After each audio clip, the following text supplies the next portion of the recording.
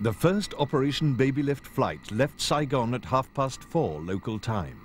We were about 12, 15 minutes into our flight when, in the middle of we just finished the checklist, and unbeknownst to us, due to uneven loading of blocks, the ramp failed on the rear of the airplane.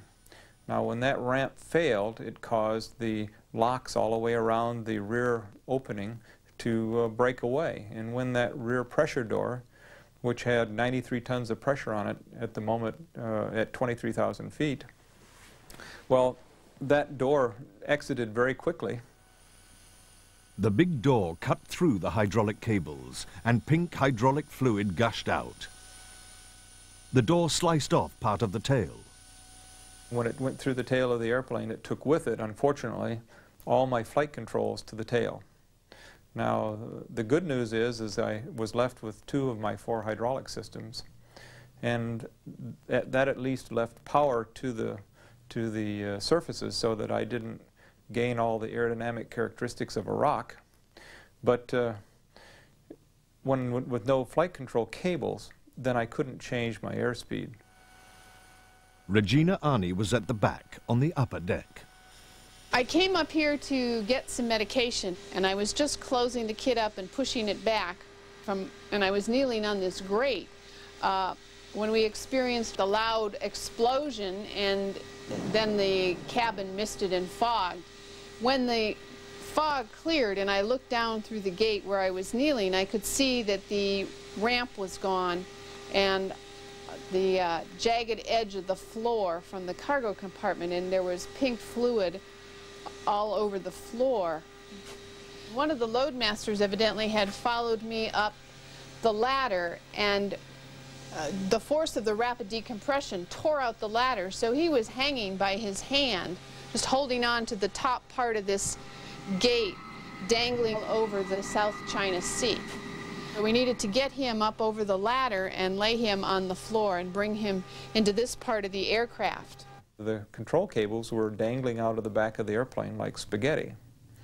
Well, that confirmed why I could do nothing to control my speed. So if I added power, I kind of went up, and if I took off power, I kind of went down. But that was a very delicate balancing act, and so we did that all the way back to Saigon. The outskirts of Saigon, already under fire, were now threatened by a fully loaded aircraft out of control. I got to about 200 feet off the ground. I said, well, there's no point in going in as a powered arrow. So I yanked the throttles to idle. And about that time, you come into ground effect. Now, ground effect is when you get within about 1 wing's span from the ground, you get a cushioning of air. And that further stopped my descent, so that when I touched down, except for the fact that I was going about 3 times too fast, the rate of descent was a normal landing descent. We were flying over the city, and we saw the C-5 coming back in. And obviously at that time, we did not know that it was the same C-5. And we kind of started drifting over back toward the airbase because we wanted to watch it land. And we were quite a ways from it. We were a good probably 4 or 5 miles away, 3 miles away from it. We saw the planes go in on this approach, which looks normal, and then all of a sudden it just disappeared. When I touched down the first time, I thought, well, hey, this is going to work. I'm going to, quote, belly it in on the gear, and we'll come to a stop, and they'll come out and get us. And the next thing I knew, I was airborne again. And we went some distance again, not too high, but flew over the Saigon River. The escape slides and the emergency exits started to inflate, and had they continued to inflate, they would have probably crushed everybody around them. One of the loadmasters had a little pocket knife in his flight suit, and he got up and took his pocket knife and slashed the slides so that they would stop inflating. Now, the second time when we touched down, we don't have gear wheels anymore. We've got big spikes sticking down, and when we did that, then that was a much harsher condition for the airplane, and when it did that, that caused the cargo compartment to break apart. It just collapsed the bottom. You know, so everyone downstairs was killed. But we did have quite a few survivors upstairs. We hit the ground again. A much more forceful impact with the ground than the first one.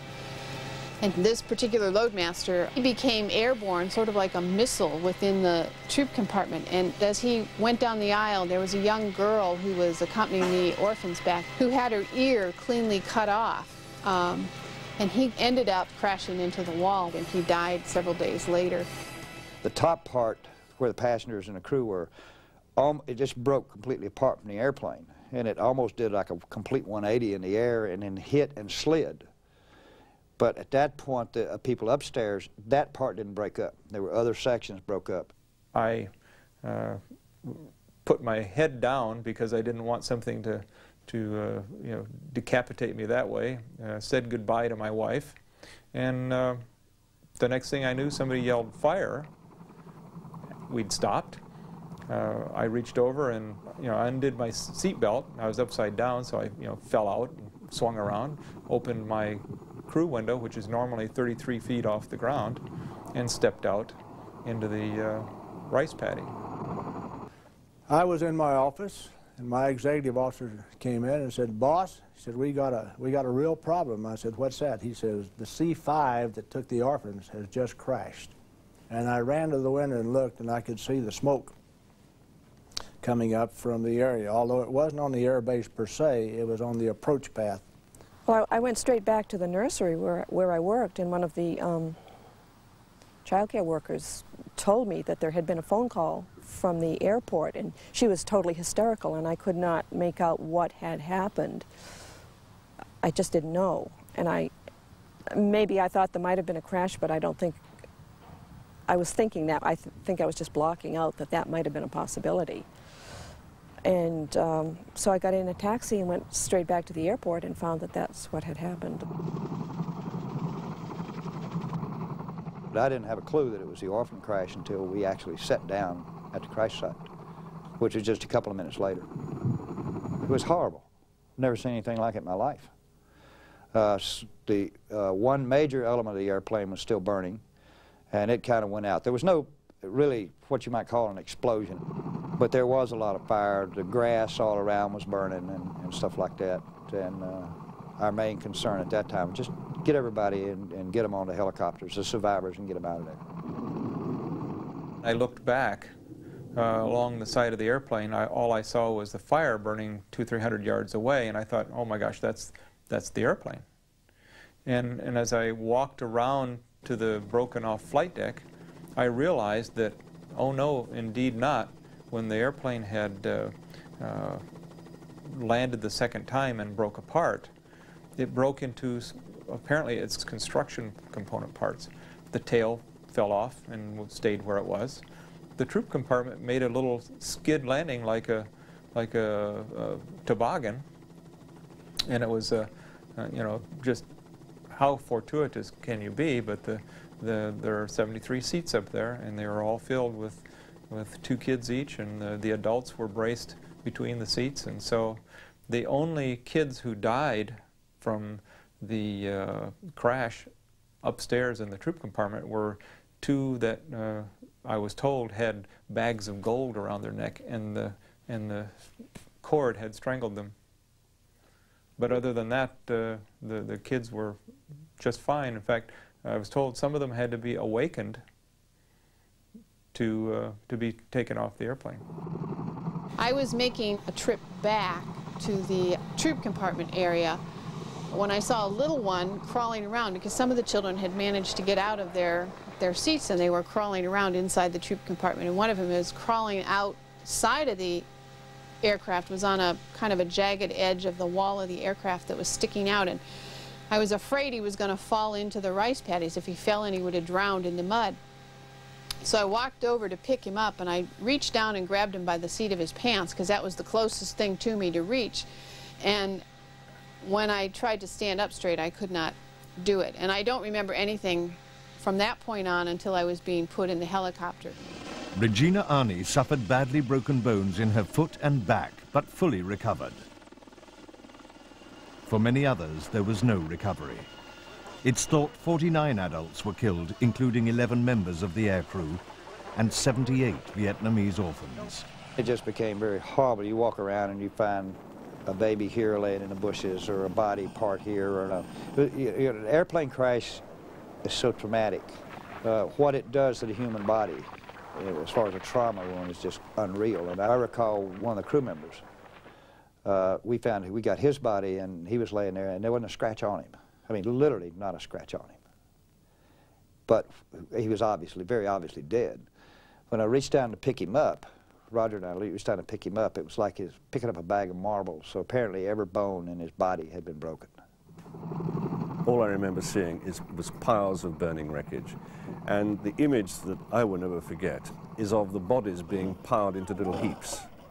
The way you've seen air crashes before where people's belongings are piled into heaps. Well, these were little children being piled in, main burnt children being piled into heaps. The nurses left behind wept for their babies. Well, it was just totally devastating. It was like, you know, it was like your heart was being cut out, and yet you had to function. You felt like just collapsing and shrieking, and, you know, it was something you almost couldn't take in, but you had to start doing the best you could and start functioning and take care of these children. We waited, I think, maybe about 3 hours when they brought some of the children back to us. It was as if I was somewhere else, you know, just like a robot.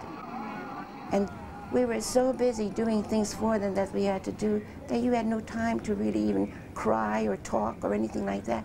You were so busy getting the children ready because they said that they were well enough to go for the next plane the next day. The tragedy had touched the toughest nerves. I went back over to the mortuary and we started bagging and tagging. That was a scene out of Dante's Inferno. I mean, it was horrible. First of all, they had them in a great big room, and it was unrefrigerated. Of course, you know what the heat is like in Saigon. Our medics and the graves registration people handled it okay. I couldn't. I had to go back outside. The accident stopped the airlift only for a day. More than 2,000 children were saved. For the surviving crew of the Galaxy, there was the appalling nightmare of greater carnage. Had I actually made the runway as I had intended, at the speed I was going, I would have been on the runway for just a few seconds. And if I couldn't stop it, and I was once again going 3 times too fast, I would have been downtown Saigon and would have wiped out, you know, many, many more people. So once again, fate was on our side. I was never exposed to such hardship and to such sorrow. And I said this to myself, Lord, why did you take me off that plane to save my life? That was the first thing that came into my heart. It's very hard to cope with the realization that only an hour before you'd seen these children laughing, expectant little faces. And you were now looking at the same aircraft, or what was left of the aircraft, and what was left of those children. Now, you don't, at the time, as a newsman, stand and ponder on the morality, the sadness, and you don't grieve about it. I think it's only in later years do you start to feel odd and perhaps guilty and perhaps slightly ashamed of being part and parcel of it all. But that was the war.